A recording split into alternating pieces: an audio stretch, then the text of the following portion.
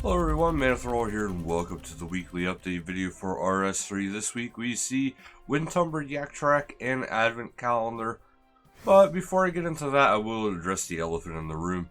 Yes, my webcam is currently off. I am going through a new setup, and I just need to do the fine-tuning. And part of that fine-tuning is rerouting the camera and microphone, but of course, we still need to get these updates up for you guys. So first up though, we have the new Yak Track, the Wintumber Aurora. So, for those who remember, part of the golden party hat is available through the Yak Track. It is actually only on task 15. So that's not that bad to be able to go and get your extra golden party hat shard through the Wintumber Aurora. So do check that out. There's a lot of cool different cosmetics you can see through the outfits right here, as well as the bear pet. So do keep that in mind. The Advent Calendar. So you'll get a free treasure hunter key, and the grand prize is the Horizon Sword. So do check this out. You can open one door each day until Christmas, reveal the prezzies within. So do go and check that out. We have the marketplace updates. So there's new cosmetic outfits. The Troubadour, which is actually kind of how RuneScape should be looking.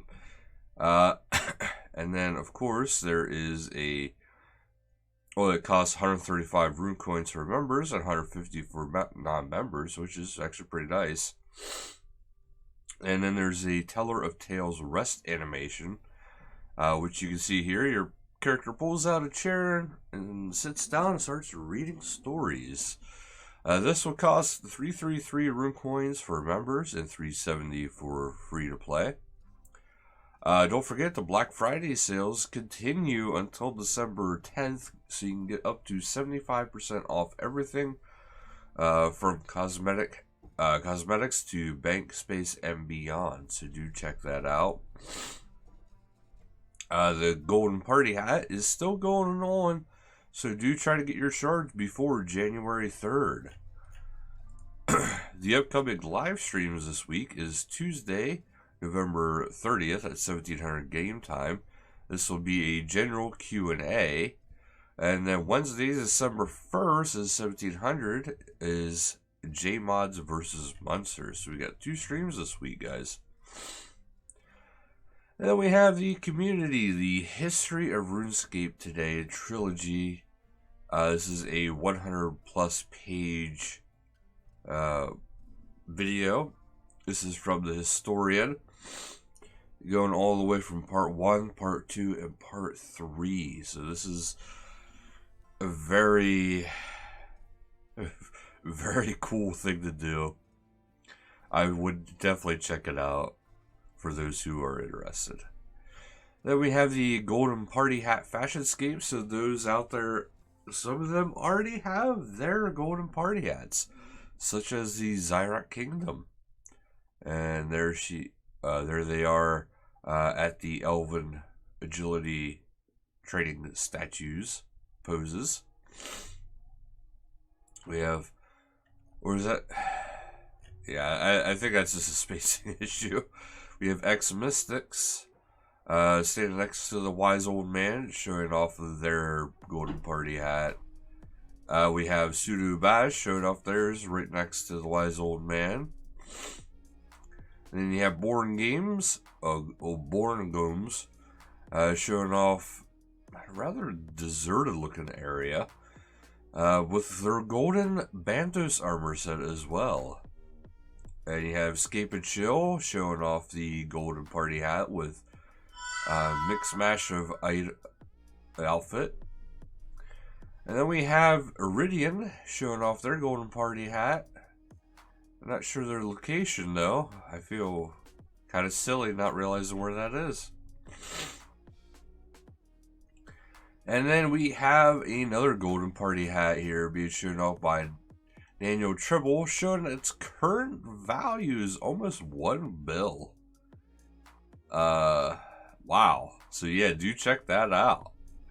And they are overlooking what looks to be that is one of the fields nearby. I want to say Varrock. And then we have the Pink Skirts event, which is hosted by Philly PD. This is going to be a Wretch Matriarch, so Wednesday, December 1st at 20 to 2100 game time, Thursday, December 2nd at 2030 to 2130. Okay, there's two different times there. And Thursday, December 2nd. So December 1st at 20 to 2100, and Thursday, December 2nd at 2030 to 2130 game time. World 68. Location is the Wretch Matriarch Lair, and the FC is a help. And now we go up to the patch notes. As we all know, patch notes are usually pretty nice. Daily challenges. Extended daily challenge now costs 25 VIX, down from 30. When generating 3 daily challenges on a new day, if fewer than 3 challenges are toggled on, duplicates of unblocked challenges will be rolled. I.e., if you blocked all but Dungeoneering challenges, you'll roll 3 Dungeoneering challenges rather than having to complete a challenge and pay Visbucks to re-roll the next challenge to the type you want. You can now track all 3 of your daily challenge slots, even if they contain the same challenge objectives. Players now need a minimum level 99 in a skill to access the challenge block feature from a challenge mistress. Free-to-play escapers can now block membership skills once they reach the level cap, for example, level 5 agility. The Agility Daily Challenge now counts as 7 segments of the Anachronia Agility course, as it's 2 laps similar to the Yak Track Agility task. Basic challenges no longer give XP in their skill when you claim a reward. This is so that skilling peers or specialist builds that only want to focus on one skill at a time can still access the daily challenge. All combat challenges can now be toggled off via the checkbox in the skill select interface, accessible via a challenge master. This can now be accessed at any level and turns off combat, prayer, and summoning daily challenges. If the player currently has a basic challenge to do, Challenge Mistress and Nastroth in Lumbridge now give a chat option to skip any of the challenges, any of these challenges. This is also so that a new player who does not want to engage in certain skills and or get XP from them does not have to complete all the basic challenge objectives. The initial set of daily challenges assigned to a new player after completing a basic challenge is now daily mining, smithing, crafting equipment instead of daily combat, prayer, and smithing. We think it is more skiller friendly. They removed the skip text from the challenge tokens, changed the skip button text to complete, and updated other bits of text to make it more clear that claiming the rewards from a completed challenge will give you XP in that challenge's skill. Selecting each skill from the challenge blocking interface is much more responsive. And the text for the main menu has changed to a true type font for sharpness and greater readability. Greater Flurry will now deal increased single target damage when applied to the Greater Barge effect. Fix an issue that causes the range abilities to not correctly put out the player's auto attack on cooldown. Fix an issue where completing the hard mode task awarded the player the same amount of Reaper points as completing the normal mode. Fix an issue that prevented the Granite Maul special attack from being used during global cooldown if stored inside an Essence of Finality. Fix an issue that caused the Arch Glacier loot to be re-rolled on a player's second kill of a kill streak in hard mode. Fix an issue with a script error during the Elite Dungeon Cherokee encounter. Mummies killed by fire abilities can now count towards the task of the Manithral City quest. To prevent confusion, players using Loot Share at Croasis will no longer be given a message about their luck ring having effect, as there's a chance the item won't be distributed to them. Some graphical issues with Closure's outfit override have been resolved, and Once Upon a Time in Gillinor Finale, a more appropriate shield animation is now used during Felipe's memory. The player must now complete Once Upon a Time in Gillinor before they can wear the completionist cape.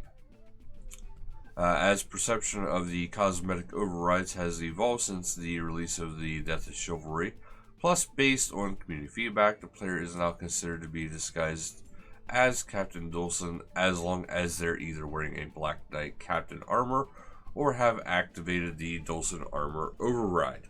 This is even if they're overridden their appearance to not appear disguised. Processing broken chain on the anvil now plays a sound effect. Smithing partially folded alloy bars now plays a sound effect. Smithing known plate bodies during the Dorok's Task V now plays a sound effect. The correct sound effect now plays when using the smithing animation override. And mobile, we have based on feedback, mobile players now have the ability to change the direction messages appear in the chat box to ascending or descending. To choose, select the Common Chat Settings button at the bottom right of the chat box and select the chat direction drop down. Fix the issue when the character can't move after displaying a preview of the slow-mo walk animation and the customization interface.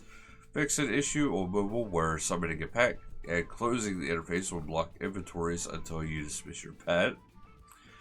And fix an issue where the Beastmaster charge counter was obscuring gameplay. So that's it for this week, guys. Thank you guys so much for watching, and until next time, later, guys.